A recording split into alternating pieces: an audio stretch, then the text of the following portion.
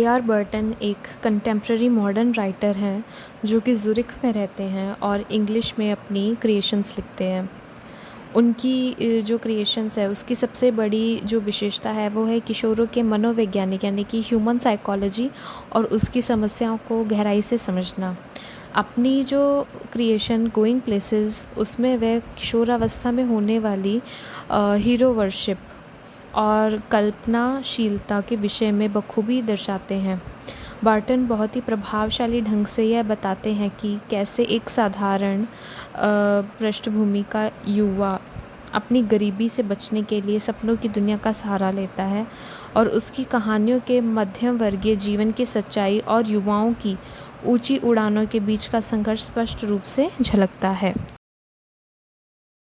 ये कहानी एक टीनेज गर्ल सोफ़ी की मानसिक दुनिया पर आधारित है जो कि एक निम्न मध्यम वर्गीय परिवार की कठिन वास्तविकता को स्वीकार करने के बजाय अपनी काल्पनिक दुनिया में रहना पसंद करती है।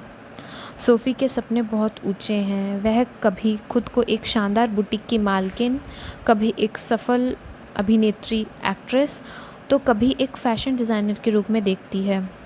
उसकी एक सहेली जैसी जो कि बहुत ही प्रैक्टिकल और यथार्थवादी है, उसे बार बार याद दिलाती है कि वे दोनों एक बिस्किट फैक्ट्री में काम करने के लिए ही बने हैं।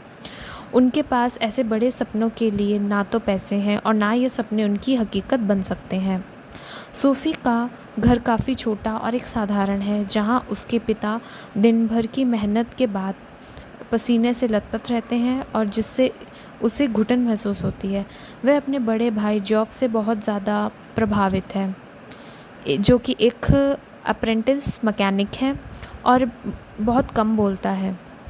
सोफ़ी को लगता है कि जॉफ एक रहस्यमय दुनिया में है जहाँ पर वह उसके साथ उसको वह घूमने ले जा सकता है। कहानी में नया मोड़ तब आता है जब सोफ़ी जॉफ को यह विश्वास दिलाने की कोशिश करती है कि वह रॉयल्स की दुकान में आयरलैंड के मशहूर यंग फुटबॉलर डैनी केसी से मिली थी।